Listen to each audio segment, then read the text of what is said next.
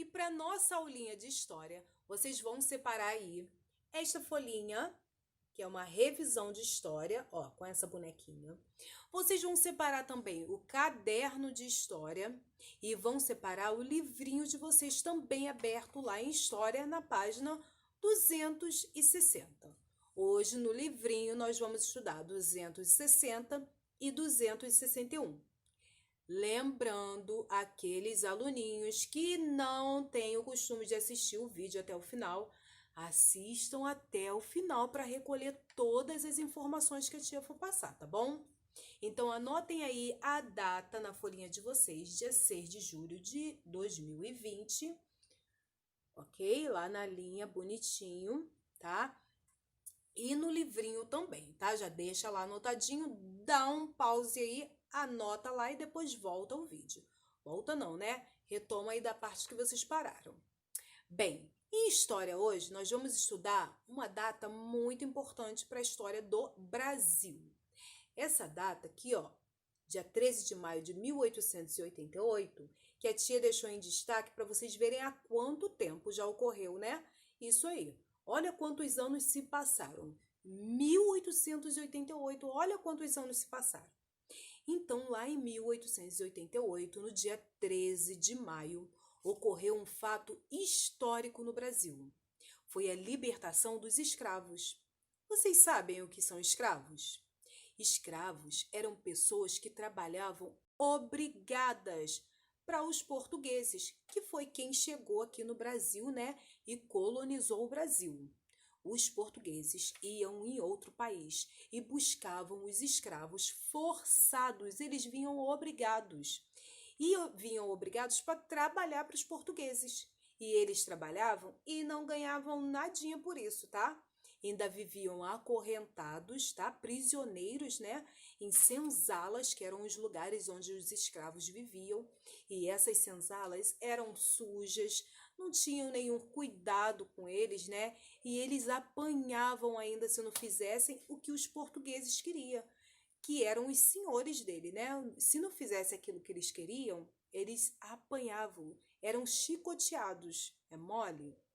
Então, em 13 de maio de 1888, depois de muitos escravos sofrerem muito, né, e até morrerem, né, de tanto ser maltratados, a princesa Isabel, que é essa bonequinha representando a princesa, ela assinou uma lei chamada Lei Áurea.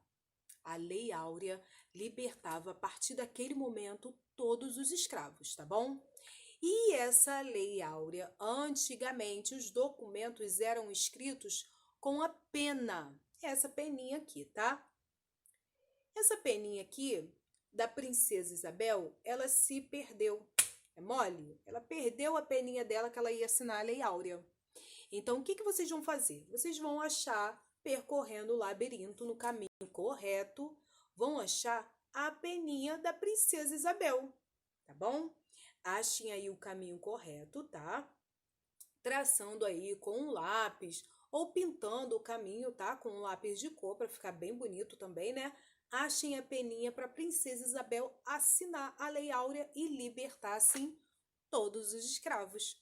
Olha que facinho o dever de revisão de história. Bem, agora nós vamos para o livrinho. Então, acabando essa revisão aqui, peguem aí o livrinho de vocês, que a tia já deu a página, né? Página 260 e página 261. Nós também vamos continuar falando um pouquinho também sobre a história. Mas agora nós vamos falar dos lugares históricos. Os lugares que até hoje contam as histórias que ocorreram há muito tempo atrás. Então tem praças, monumentos, tem igrejas, né? Fazendas que contam história, a história que ocorreu há anos atrás, tá? Aí, na nossa matéria de história, nós já vimos que tem muitas coisas que contam história. Objetos, documentos, né, históricos, imagens, né, fotografias. Não contam só a história do Brasil, a história da formação do Brasil, não. Contam a nossa história também. Mas nós temos também que contam toda uma história do Brasil, né, a história das vidas, né, que viveram naquela época aqui no Brasil. Os prédios, as casas, as fazendas, as praças, os lugares que são considerados monumentos, contam a história do Brasil. E aí no livrinho, vocês têm aí 3 imagens. Um local que é lá em São Paulo, tá? No estado de São Paulo. Tem um local aí chamado de a Casa Rosa, né? A Casa das Rosas, lá em São Paulo. Então vocês leiam um pouquinho aí da legenda para vocês aprenderem o que ocorria aí nessa casa, a Casa das Rosas. Nós temos também um outro local que é uma praça, que essa praça fica lá em Fortaleza, lá no Ceará. E aí vocês também vão conhecer um pouquinho lendo a legenda aí abaixo, tá bom? E nós temos outro local, outra figura aí, que são prédiozinhos, né? Lá de Pernambuco, do estado de Pernambuco, lá de Olinda, do centro histórico de Olinda. E é bem bonitinho, né? Todo coloridinho, bem charmosinho, né? Esse local aí também é um local histórico. E na nossa cidade, no estado do Rio todo, no estado do Rio de Janeiro, tá? Onde fica a nossa cidade de São Gonçalo, também tem muitos locais que contam história. E na nossa cidade de São Gonçalo também tem vários locais que contam história. E 2 deles são 2 que vocês vão aproveitar para escrever aí na atividade de vocês, da página 261. São 2 fazendas. Uma fazenda fica no Colubandê. Eu não sei se vocês já ouviram falar, mas com certeza os avós de vocês ou os pais de vocês que viveram aqui em São Gonçalo vão saber dessa fazenda do Colubandê. Ela fica bem pertinho de Alcântara. Então lá também era uma fazenda que tinha escravos. Lembra que nós estudamos sobre os escravos na revisão?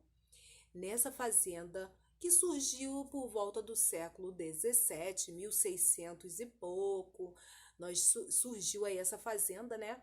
E essa fazenda fica bem ali no centro, né, de Alcântara, pertinho, né, do centro de Alcântara, e movimentava a economia da cidade de São Gonçalo.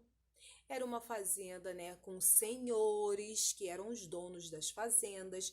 Eles também tinham nessas fazendas escravos que trabalhavam para eles.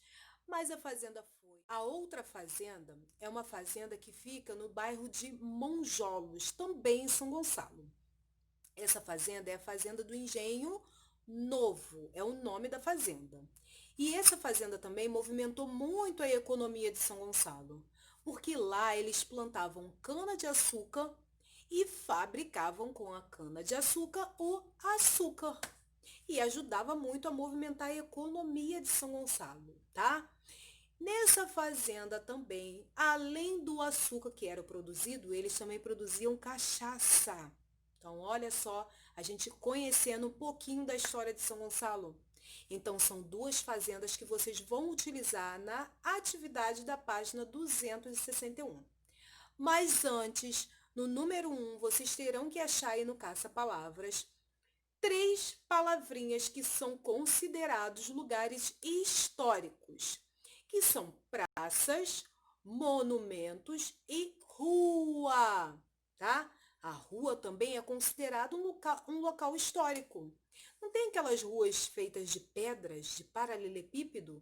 São ruas históricas, construídas há muito tempo atrás. Então também contam um pouquinho da nossa história, da história ali do local, da história das pessoas que viveram ali. Então vocês vão encontrar aí na atividade número 1 essas 3 palavrinhas: rua, monumento e praça. Depois, vocês vão para o número 2, que pede justamente na nossa cidade se tem um local histórico ou na nossa comunidade. Então, na nossa cidade tem essas 2 fazendas que vocês podem colocar aí, tá? Pode também colocar, ele botou qual é esse lugar, então vocês podem botar uma pelo menos, tá?